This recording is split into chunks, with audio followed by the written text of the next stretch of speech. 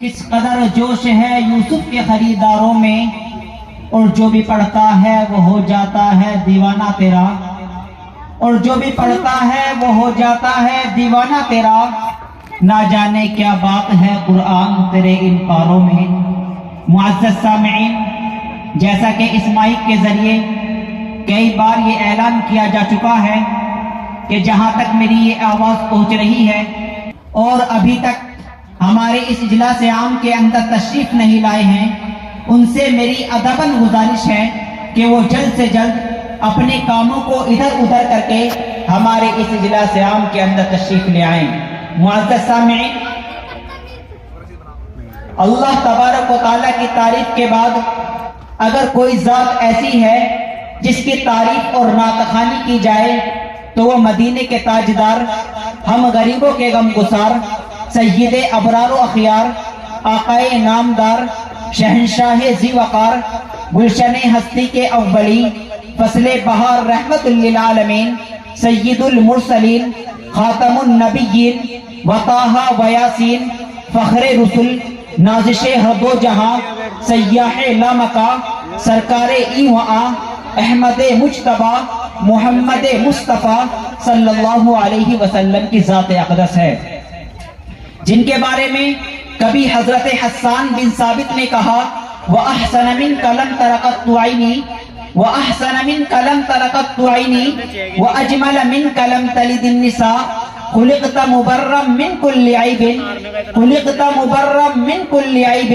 كَأَنَّكَ قَدْ خُلِقْتَ كَمَا تَشَاءُ۔ تو کبھی عاشق رسول مولانا محمد قاسم نانوتوی رحمت اللہ علیہ نے کہا کہ سب سے پہلے مشیت کے انوار سے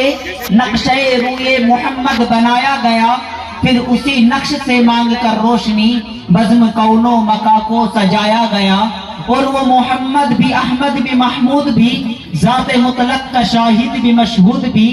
اور وہ محمد بھی احمد بھی محمود بھی ذات مطلق کا شاہد بھی مشہود بھی، علم و حکمت میں وہ غیر محدود بھی، ظاہراً اس کو امیوں میں اٹھایا گیا۔ اور جب یہ سلسلہ حضرت باندفی کے پیر و مرشد حضرت مولانا اسعد اللہ صاحب نور اللہ مرقدہ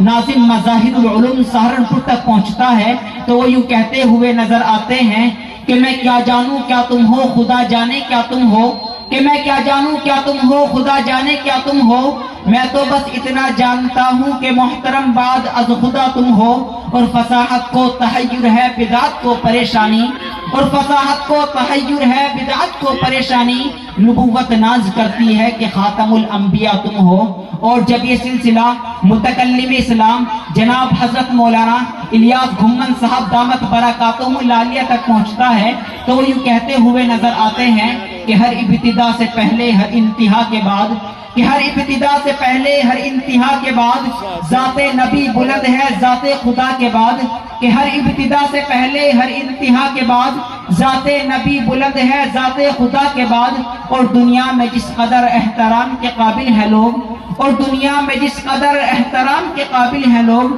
میں سبھی کو مانتا ہوں مگر مصطفیٰ کے بعد۔ اور جب یہ سلسلہ شاعری کی دنیا کے بے تاج بادشاہ جناب منور رانا تک پہنچتا ہے تو وہ یوں کہتے ہوئے نظر آتے ہیں کہ میری مٹھی میں ہے کچھ خاک ان کے آستانے کی،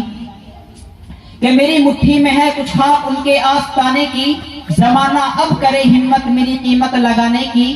کہ میری مٹھی میں ہے کچھ خاک ان کے آستانے کی، زمانہ اب کرے ہمت میری قیمت لگانے کی، اور جب میں مر جاؤں تو خاک مدینہ میرے منہ پہ مل دینا، اور جب میں مر جاؤں تو خاک مدینہ میرے منہ پہ مل دینا، بس یہی ایک آخری صورت ہے خدا کو منہ دکھانے کی۔ اور جب یہ سلسلہ ہمارے برادر وطن یعنی ہندو بھائیوں تک پہنچتا ہے تو ان میں سے ایک شاعر یوں کہتا ہوا نظر آتا ہے کہ تو اندھیروں میں کہاں ڈھونڈ رہا ہے سورج، کہ تو اندھیروں میں کہاں ڈھونڈ رہا ہے سورج، دیکھ وہ گنبد خضرا میں چھپا ہے سورج، اور لوگ سورج کے اشاروں پہ چلا کرتے ہیں، اور لوگ سورج کے اشاروں پہ چلا کرتے ہیں مگر میرے آقا کے اشاروں پہ چلا ہے سورج۔ معزز سامعین، اللہ تبارک و تعالیٰ کی تعریف کے بعد اس ذات پاک کا پاکیزہ تذکرہ کریں جس کے ذکر کو اللہ تبارک و تعالیٰ نے اتنا بلند کیا، زمین سے لے کر آسمان تک پہاڑوں سے لے کر دریاؤں تک،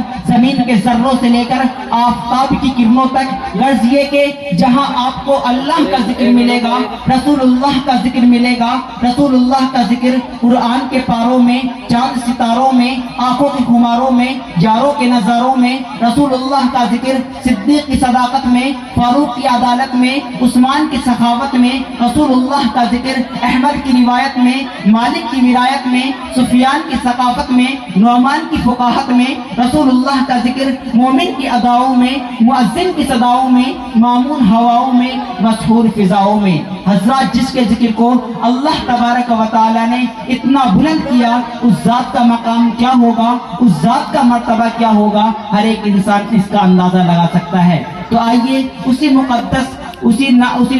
پاک نبی کی شان میں کچھ گنگنانے کے لیے